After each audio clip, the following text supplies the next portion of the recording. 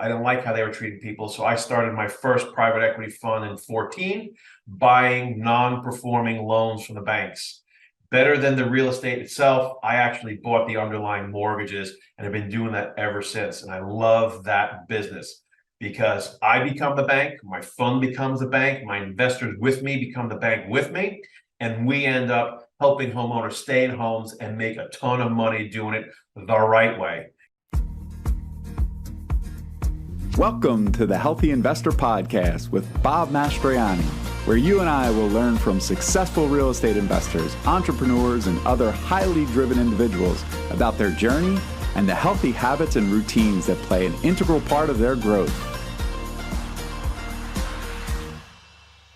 All right, welcome back to the Healthy Investor Podcast. I'm your host, Bob Mastriani. Today I have with me Rob Napolitano. Rob is topping Goliaths and stewarding people through the biggest wealth transfer in history. During the Great Recession, Rob filed for bankruptcy, battling two behemoth banking institutions, and came out of bankruptcy with a higher net worth than he went in with. Rob then went to law school, learned the inefficiencies of the system and how it worked. After gaining a full understanding of how the financial system works, he and Grit Partners are now helping people grow their wealth and stay protected during this distressed economy. Grit Partners harnesses a non-traditional approach for accredited and qualified investors that want something a little bit different. I'm really excited to learn from you. And Rob and I had a little bit of a conversation right before we started. And I'm in South Jersey, and he was a little bit further north in Jersey and has moved on. So want to talk a little bit about that too. But Rob, thanks so much for being here today. Hey, Bob, thanks for having me on. I really appreciate it. I appreciate that your time and all you're doing here. Yeah, so let's just jump in a little bit of your story. So very interesting to me. Talked about, the Great Recession. You went through some concerns. You had bankruptcy issues, and then came out of there, learned a little bit about it, and maybe you could talk just a little bit about how that story went, and then. Yeah, so I was, back in New Jersey and New York. I was in the loan business. I was a mortgage banker. I was originating loans. I was doing real well, driving around in my convertible top Porsche, single, had money, was lending my own private money. I was at the top of the world back in 07 and 08. And then the rug got pulled out from under me, as it did everybody with that subprime crisis, and got caught with figuratively my pants off. And I was at a point where I lost all my income, and I started robbing Peter to pay Paul and all this stuff, and I couldn't keep up with all of my debts. Because I'm first generation Italian here. My parents were off the boat immigrants, and so I didn't have a lot of education how real estate worked. I didn't have a lot of education, and guidance from my parents, because they didn't have that to give down to me. So I struggled and got myself into a bad spot. I ended up getting depressed. I had no confidence. Did I know what I was doing? I thought I knew what I was doing. And then you get a big shot to the ego. Couldn't get anything done. Was labeled as a deadbeat, couldn't pay my bills. And then I had to go into bankruptcy. I had to find a way to turn things around. And at that time, the only good thing I had going for me at the time is I had just started dating my now wife. We just passed our 14th year anniversary. Very nice. Yeah. And, at that point, we just started going out, and I literally filed for my bankruptcy 2 days before our wedding.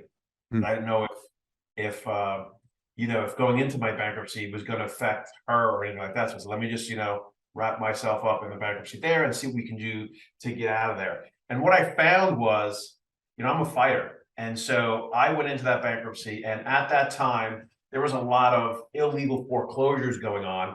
And I knew the mortgage banking system, and I'd hooked up with a couple of attorneys, and they wanted to learn more about it. And I ended up becoming an expert witness on a lot of their cases. And so I started a litigation support. I went to law school to become a paralegal because I wanted to learn how the legal system worked. And I started getting hired as his expert on all this mortgage-backed securities and stuff. And I started seeing, as we started peeling back the onion, as how these mortgage-backed securities were put together in Wall Street, and all these things. I got to see the belly of the beast from the inside of my own personal bankruptcy, and all the discovery that we did, and all the documents we went through. And then as I was hired by those attorneys, we did about, I don't know, 5,000 different cases of helping other people who were in distress with the mortgages. And so I learned how these banks put these things together, and they played offense and defense the same way. And I was like, all this stuff that's going on, these banks don't lose. They make these loans, they take the losses, they put the losses onto somebody else's balance sheet, they insure their own losses, and all of a sudden they're not taking any of the losses, and it's the Main Street people that are getting hurt here. And so I had an issue with that. And so two of the banks, too big to fail banks, two of them were in my bankruptcy, trying to foreclose on my last two properties. I fought back with my attorney, and I started getting into some of these issues inside of the bankruptcy. And the courts started buying into some of these arguments because they were legitimate arguments I was bringing up. And through discovery, we wanted to see more and more, and peeling back those onions of how they hide all this stuff, the banks. And they did not want us to go down the path we were going, and they didn't want us to bring to light all of their nefarious operations going on. So they ended up paying my entire bankruptcy estate, paying all my attorney's fees, and I walked away with a nice big check. So yes, I went in at a certain net worth, and I actually came out at a higher net worth out of my bankruptcy. And when I came out of there, first I was stunned that we were able to succeed as we did, but I ended up being right on a lot of the things that we brought forth.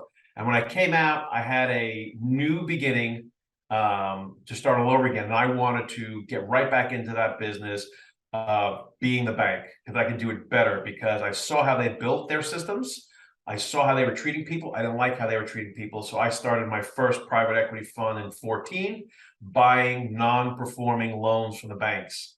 Better than the real estate itself, I actually bought the underlying mortgages, and have been doing that ever since. And I love that business, because I become the bank, my fund becomes the bank, my investors with me become the bank with me, and we end up helping homeowners stay in homes and make a ton of money doing it the right way. And so ever since I came out of there, so it really ended up being, talk about going to the school of hard knocks. I literally went through that school of hard knocks in 3 years and going through that. And so I've been handsomely rewarded with an awesome marriage, 2 great kids ever since then. My business has boomed from there. And, now I love doing what we're doing. And now I try to help other investors walk through and guide them through, especially now, these dark times that are going to be coming, economic times. I've been through it. I've learned a lot of it. I've gone through it and succeeded through it. There's a ton of opportunity coming in these, and as everybody talks about the doom and gloom out there, I can't wait, because there's a lot of opportunity to pick up some of these distressed, impaired assets and really change things and do some good out there. So I'm really excited about what's coming down our way. Wow. So interesting. You brought up some memories right as you were speaking, because I first began investing in real estate in 2008. And I've joked several times, but I purchased my very first investment property on Halloween, October 31st, 2008. And we all know what happened to the banking industry and the real estate industry the next month, right? November of 2008. But some of the things that you reminded me of, even just telling your story, I recall a time frame when New Jersey was actually the slowest state to get through the foreclosure process. I think at one point, simultaneously, I started investing in real estate. And at the time, I actually also went and became a realtor. I got my real estate license and did that part-time for a while. And I remember that the foreclosure process was like 1,300 days or something like that in New Jersey, right? And so when you're talking about this process, my first thought was, how long did it take you to just get through this process? And, the stress involved around that. I mean, 1,300 days, I mean, that's going on 4 years of your life when you're battling back and forth. Is that what the experience was like for you? Yeah, it was 3 years inside of the bankruptcy. It took me 3 years to get all the way from start to finish, because we did those lawsuits. But you say that with those 1,300 days, I am a big part of responsibility of why it took so long, because we were raising a lot of defenses from homeowners back then. And at that point, fighting off the legal system and slowing things down and muddying up the waters.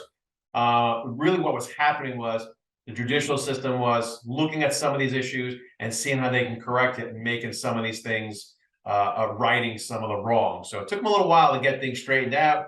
There's a lot of pushback on shoving these deals straight down the foreclosure system, but then also protecting people's rights.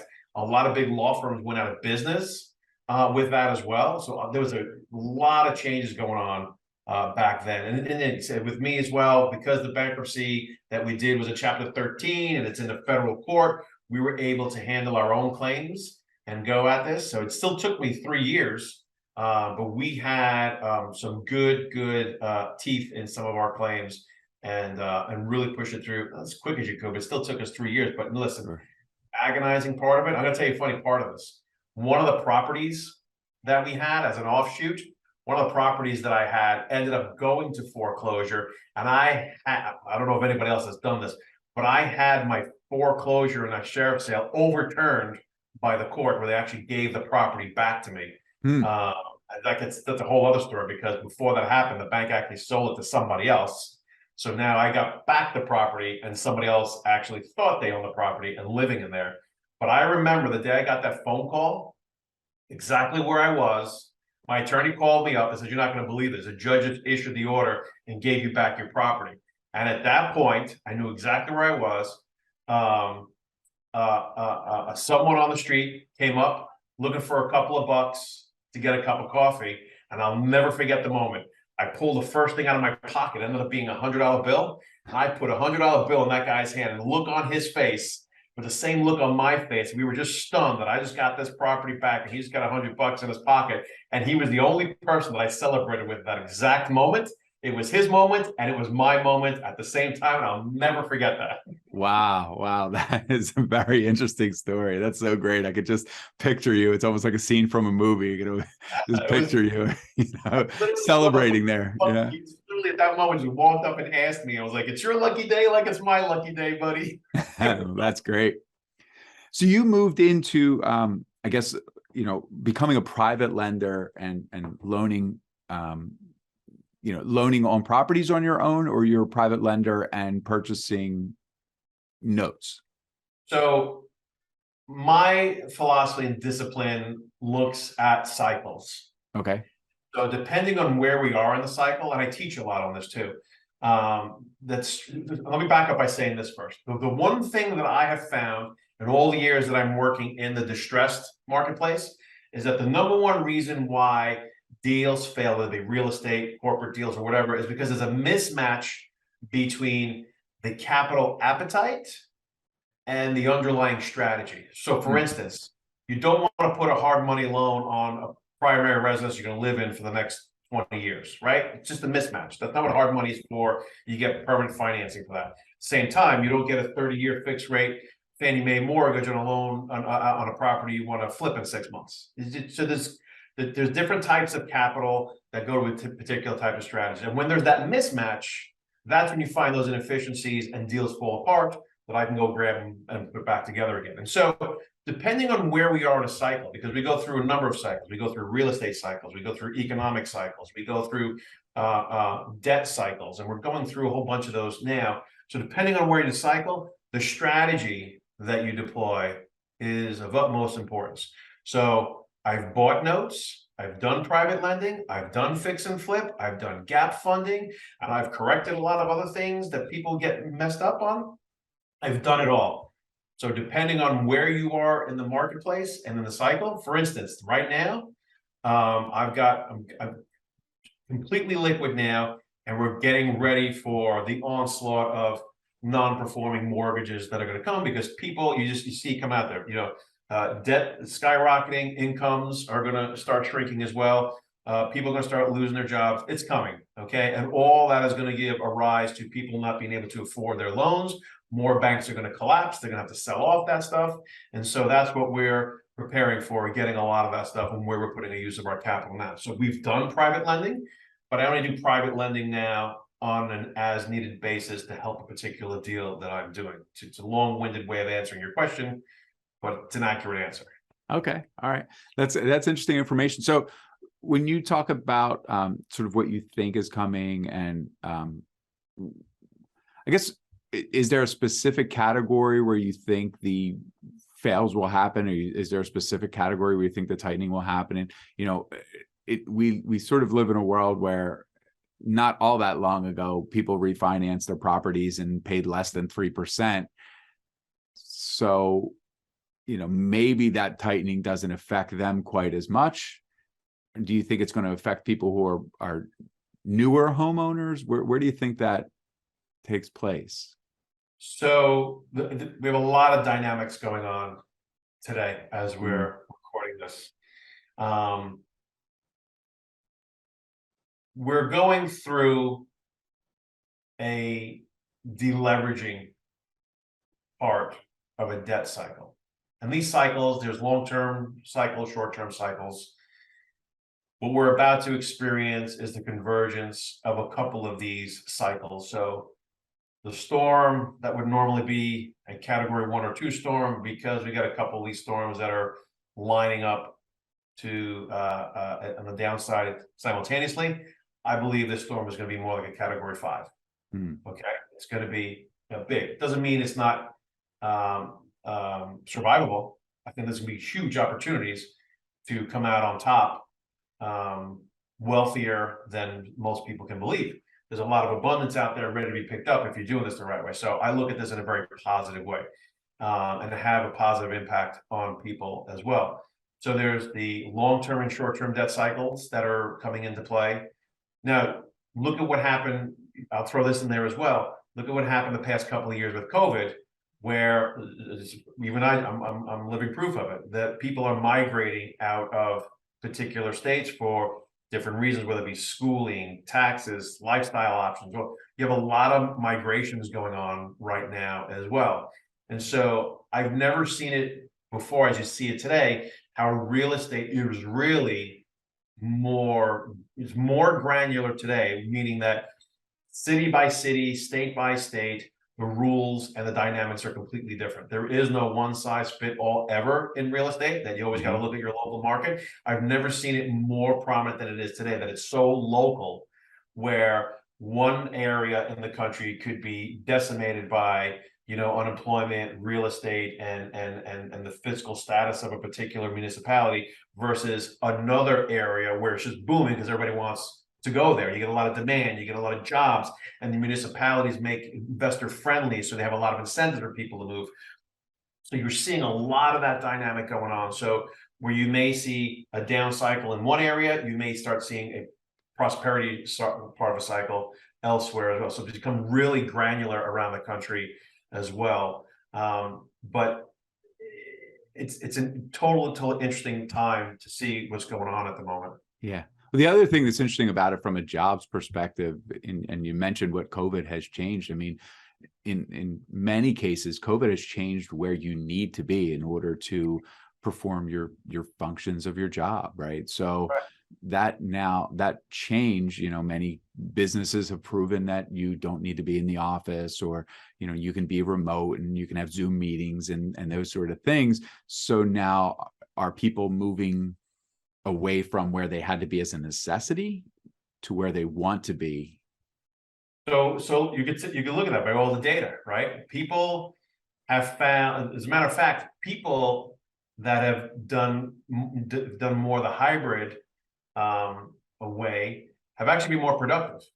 People putting in more because they can do it on their time and they kind of see the kids in the morning, as opposed to leaving at all hours of the morning and not really see their kids during the. Now it's more interactive, where you can see the kids during the day, you can see neighbors, you can kind of take a break in the middle of the day to go do some of the other errands or things that you would leave for the weekend. So your schedule is kind of spread out and you have more flexibility, more freedom. It makes people more productive. And so people have been more productive. What the downside is that you have all of this office space and all of the retail that was built around office space, which was dependent upon people going into these large cities and supporting a lot of those retail places, right? So now they're all suffering. Banks were very big on lending and holding and owning big commercial spaces. But that commercial space was contingent upon activity, people actually being there. Yeah. Right. And so now if these companies were putting a large investment into securing, data streams from a house to a main server in an office, and they're putting all the money into that, then why do they need to put money into the actual carpet, chairs, and the cubicles if they're not coming in anymore? Yeah. So you're seeing this whole big change. So now if there's nobody coming into the office with the house chairs and the cubicles, why do we need these big buildings? And so a lot of these buildings are now vacant. You can see right through them. And so if you have no leases on the space, no income coming in on these loans, that's going to be the next big thing to crack for a lot of these banks is the commercial real estate market. And you're starting to see that already. You're absolutely starting to see that already. So while interest rates are driving some of this stuff, the problems are there already underlying. And a lot of this, does stem from the Great Recession. All we did was kind of prolong the hard landing. And that's one of the other dynamics that's coming into play now as well. It's not just the rising interest rates, inflation, commercial real estate. The banks aren't going to be able, not all the banks, but some of the banks aren't going to be able to survive through this. So you're going to see that. You're going to have a crisis of confidence. And then you still have all the other geopolitical stuff that's going on that's going to, worry people, worry investors. And when investors get worried, money flows and investments start to slow down. So a lot of economic activity slows down. It all has a trickle down effect on all this. Yeah. Well, I know even, I'm in the greater Philadelphia area, right outside of Philadelphia. And, for my day job, if you will, I work in the security industry and, in access management, and we do bid proposals on new construction projects. And there are a lot. I have not seen a bid for a new construction project that didn't include some residential component of it.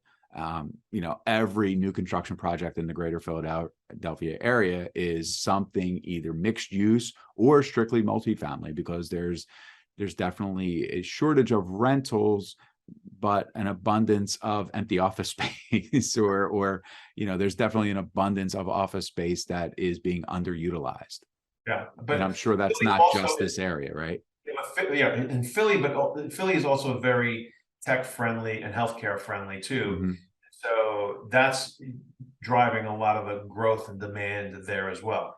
So Philly's got some pros and some cons there, but I agree with you that but they are driving some demand there because of the healthcare and some tech growth that's Mm-hmm. going on there as well. And you will have that. You absolutely will have that as well. And listen, we just sold a piece of vacant land down in Philly too. It's very hard to park, very hard to get contractors in there. It's a very limited space. That's always the good side of Philly too, is that you'll get some demand because space is limited as well. Yes. Well, listen, I lived in South Philly for almost 30 years, and I'm in South Jersey now. And from time to time I've said, I think I can go back to Philly. And then I pull into my driveway and I say, I don't miss the double parking. No, there's plenty of times I was down there. That's exactly where we were on the South Philly side. We had some land there. We got rid of it because, we were hanging on to it. But then, Philly was charging vacant land. They were charging us a rain tax because our land captured the rain that came out of their sky, and we were taxed on that. That wasn't a lot, but just the concept of it, I'm like, I can't. I had the principle of it. I can't stand to be charged stuff like that. It's ridiculous. So we got a last piece of property out of Philly not too long ago on the south side. Great area. Yeah. But it just wasn't for us there. That's why I like doing the paper better. And we were freeing up some more liquidity doing that. But I think we're going to see more and more distress on the paper side. And that's where the real opportunity is going to be moving forward. Absolutely. Yeah. Interesting. So I want to transition over to the Healthy Investor podcast. And I like to talk to our guests about habits, routines, and, in your life that have helped you to contribute success to you and your business. And so what does that look like? Do you have any healthy habits or routines So a couple of things. For me, especially being an entrepreneur and any other, listen, if you're a real estate investor, you're have an entrepreneurial spirit in you to a certain degree.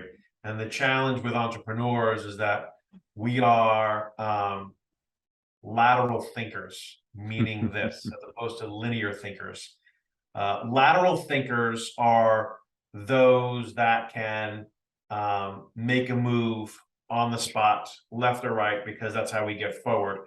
Whereas linear thinkers are those that are task oriented. You got to tell them what to do and they will complete a task, right? Not that there's one better than the other, but lateral thinkers, we're quick on our feet trying to figure things out, and we're more of a free range type thinker. The challenge with that is discipline can be fleeting because we're always thinking, doing different things. And so having a calendar and having a disciplined time to schedule that creative time. I literally schedule on my calendar thinking time. Okay, where I do nothing but think. I get away from the computer. I'll grab a book, because even when I'm grabbing my book, it's hard for me to read through books because it'll come up with an idea, and then my mind definitely goes off. Well, I can take that idea and implement it here, and it goes. My mind just goes. Yeah. And I schedule some thinking time to do that. I'll write down my notes, and next thing you know, oh, thinking time's over. Let's get back to what we got to do. So scheduling thinking time is definitely something to do, because that helps me with my focus, and that's all. That was all under trying to focus. Work with your free range mind, cater to your free range mind, serve your free range mind by discipline, by putting a disciplined time on your schedule to let your mind go and be free. Not when it wants to, when you say it's allowed to. I like that. And I think, one of the biggest things that I'm learning is that, motivation will only get you so far, but discipline is really what moves the needle. And, for me personally, and I've mentioned this on a few of my podcasts, my quiet time in the morning, call it meditation, call it thinking time, whatever it is, to just really prepare your mind, and sometimes to shut out the 40,000 things that are flying through it per second is so valuable, right? And yeah, you can't ignore it. You just clear that up, right? Because if you don't do it consciously, it's going to happen subconsciously and rob sleeping time from you and rob years from your life. Yeah. Yeah. One way or the other. Well, I think the other thing that's interesting, and I've learned this, I guess, over a few years of adding meditation to my morning routine, is that it really affects how I react to things, and in a positive way, in that, when my mind isn't clear, when I haven't taken the time to sort of clear my mind and focus my energy at some point throughout the day, we can't really control what's going to happen to us. We can only control how we react to it. And I just find that the more I strengthen my mental game, the more I spend some time, dedicated time for just focusing on clearing my mind and all of that. It's how I respond better to things that come my way. You don't know what's going to come flying at you, but how am I going to react to it? And am I now prepared for thinking before I react, which isn't always the easiest thing, right? Exactly right. Yeah. Exactly right. Well, that's great. I love that you actually schedule it. And I wrote that down because I like to take some tips of advice there. So scheduling thinking time. I like that you schedule that. About how long do you schedule it for? 2 hours a week, usually on Wednesday. And what I do now as well is, especially with where we are with after COVID and working from home, I work from home and virtual, you lose the interaction with people.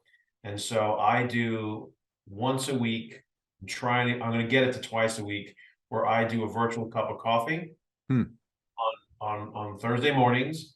I just open up my Zoom, have my cup of coffee, not even showered yet, and I invite people, whoever wants to come, and just shoot the breeze, get to know each other, have a cup of coffee as if we're next to each other, and anybody can come in, meet each other, we talk.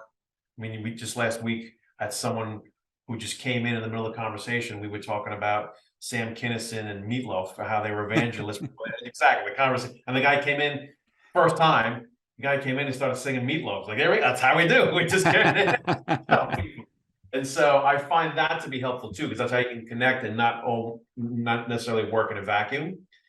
So I do that on a weekly basis, and a fireside chat is what I'm going to start doing as well, so we can have a evening and afternoon drink.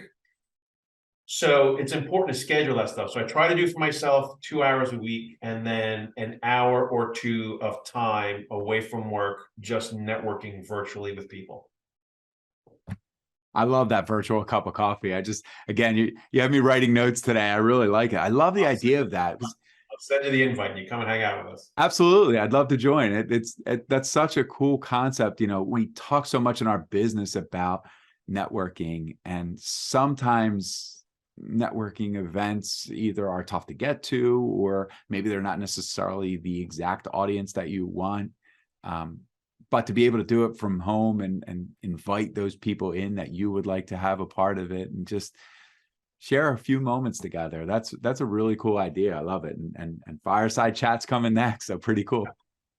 Yep, absolutely. And I make it a point not to necessarily talk business specifically, because I believe business is about people. And so that's the time to get to know people and who they are as a character. That's the character. Can we hang? Can we have conversations like that? Again, that guy that just walks in and just starts singing Meatloaf. That's a guy I can hang out with. We can do business together, right? Yeah. So I try to pick and choose who comes in and invests with us, because it's a long-term relationship that I look to, right? And you got to get to know people. And what better way to do it is no business. Let's just grab a cup of coffee. That's the only requirement, is that you have a cup of coffee or tea or water, depending on what you have. But you got to have something that's very casual, and we just chat about anything but business. That is really cool. I really like that. I love the concept of that. And it's unique. I haven't heard others speak about something like that. And my company every once in a while will send out a virtual happy hour, and it's just like you say, maybe once every other month they'll be like, Thursday night at 6 o'clock, we're going to have a virtual happy hour, because we're located all in different locations. I'm the only person in my region, and that's similar for many of the other regions. So, let's just sit and chat, and how are the kids? What's going on? What do you have going on this weekend? That sort of thing. And that's how you learn to understand who you can work with and who you can communicate with. Right. Yeah. Very cool. You'll see me yelling at my dog in my backyard. Air, no shower, and what it's like when you got the kids around running around too. It's real. And so people need to see that as well. Yeah, absolutely. Well, cool. I want to be mindful of your time, and I want to move on to the final segment, where I ask the same 3 questions of every one of our guests. So for you, Rob, what is your definition of success? Ooh. My definition of success, I learned from a gentleman named Tom Hopkins, who is a sales trainer, excellent sales trainer. I was in real estate as well. I went to one of his boot camps probably about 10 or 15 years ago. And he taught me the best definition of success, and I've always adopted it since. Success is a journey. It is not a place. It is not, amount of commas. And I'm not doing Tom a good service by not remembering it literally, but conceptually, it's not a place. It's not amount of commas. It is the continued success towards worthwhile written goals, and it's a perpetual motion of moving forward, of improvement. That's what the success is. It's not about the destination. It's about the journey that continues. If you can continue to be on that journey towards worthwhile, verified, written goals, that's success. There is no destination. I love that you say worthwhile there, and focused energy, focused written goals. But it's so true. The more I go down my own path and follow my own journey, I'm realizing that there's not a specific place that I need to be in order to consider myself successful. There are certain things that I want, but if you don't love and enjoy the journey, then finding success will never be there for you, because you need to, if you achieve that goal and it takes you 10 years to get there, those 10 years are an important part of your life also, or if it takes you 5 years to get there. So you need to really make sure that you're enjoying that journey, and that it's a part of you. So absolutely. I like that answer. Someone asked me the other day, do you think you ever retire? I said, you actually have to be working in order to retire. This is not work. I love what I do.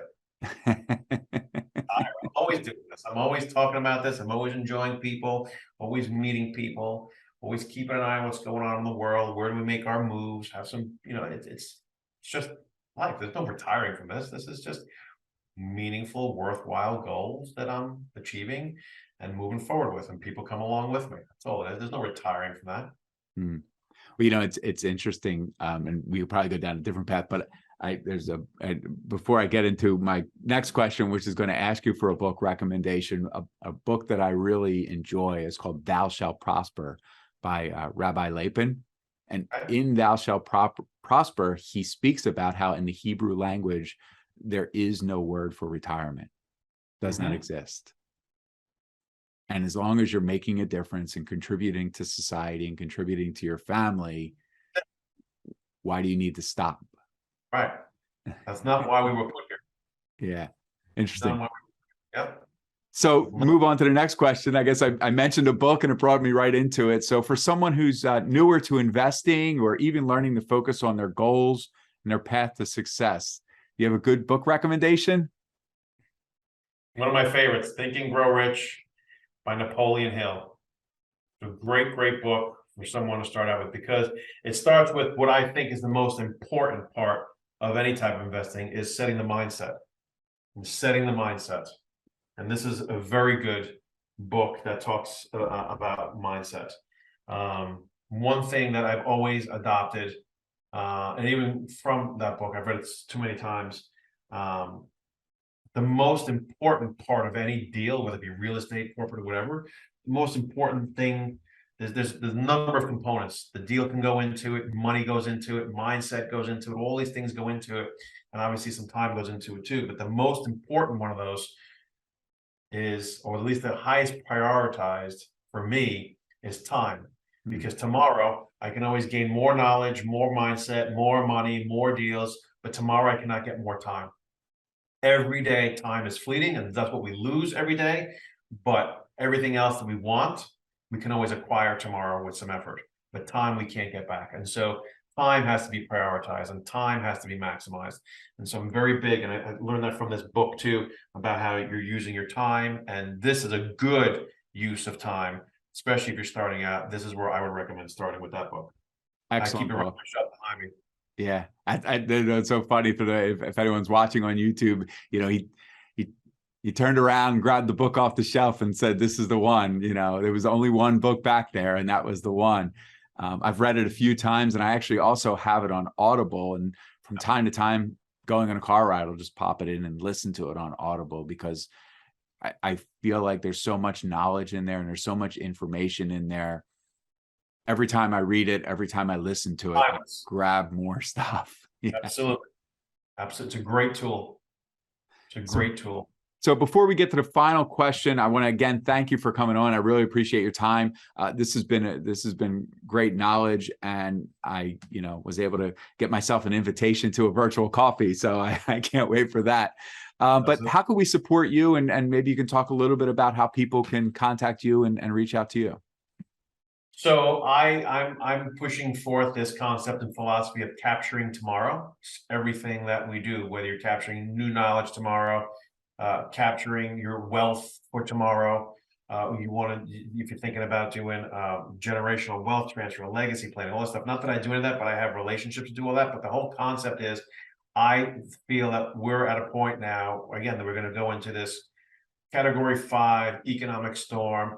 But getting through that storm and looking past the problem, looking at the solutions and capturing the abundance that's going to be available, everybody should be capturing their abundance now, so that their children, next generation, can have better lives, better lifestyle options, and a better future. So capturing tomorrow, so they can always email me at brilliant@capturingtomorrow, because we're trying to get everybody to become brilliant at doing it for themselves. Brilliant@capturingtomorrow.com is where they can reach out to us, because that's the first set in your mindset. As soon as you type it, brilliant@capturingtomorrow, you've already become it. You're on your first step in becoming it. So that's how they can reach out. Thanks for asking that. Yeah, very cool. So final question, if you can think back with me to a young Rob around the ages of 10 to 12 years old, knowing what you've learned so far on your journey, what are 3 pieces of advice that you would give to young Rob or to any preteen child to help guide them towards success? Before we came on, you and I had mentioned,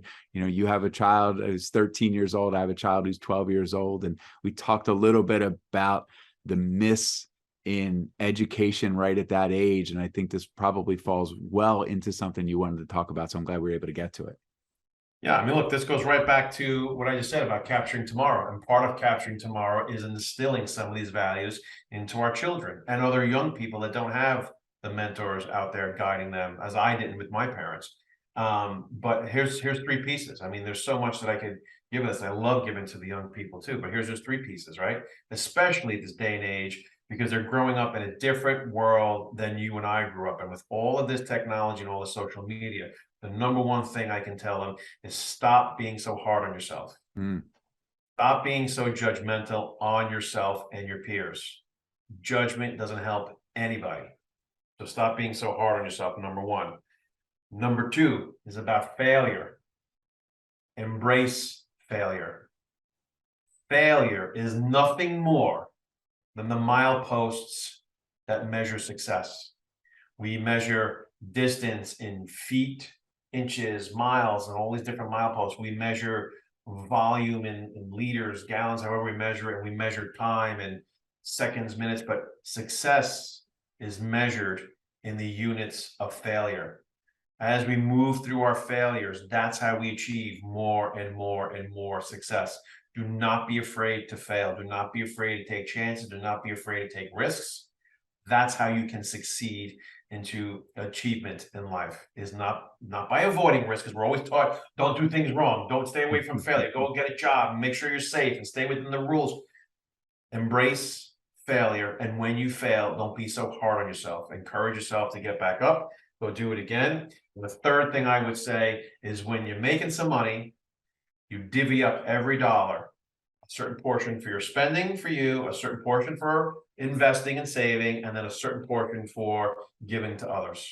Every dollar should be split up in those 3 categories, and it's be subjective as to how much, and how much. We do 40, 40, and 20. I teach my kids 40 cents goes to spending, 40 cents goes to investing, and then another 20 cents goes to giving to charity. And if they volunteer their time, which we do a lot, we volunteer our time. When they volunteer the time, you can take out of that last bucket and give it to yourself back to spending, because you volunteer time instead of money and pay yourself for it. So learning how to not spend every dollar to its fullest, to break up your dollar to different categories and use that discipline. Those are the 3 things that I would give advice to any young people. I can go on for that stuff. I love that stuff.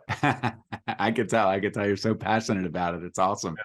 Great. Well, I really appreciate your time again. I want to thank you for coming on. For those of you who are listening, reach out to Rob directly. As he had mentioned, brilliant at capturingtomorrow.com. Rob Napolitano, thanks so much for coming on the Healthy Investor Podcast. And go out there and make it a great day.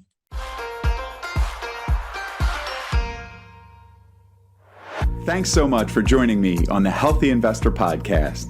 Check out the show notes for more information about connecting with our guest. If you enjoyed what you heard today, please head on over to iTunes and leave a positive rating and review. It would mean the world to me. I'm grateful for your support, and I wish you an abundance of success on your journey to healthy investments and a healthy life.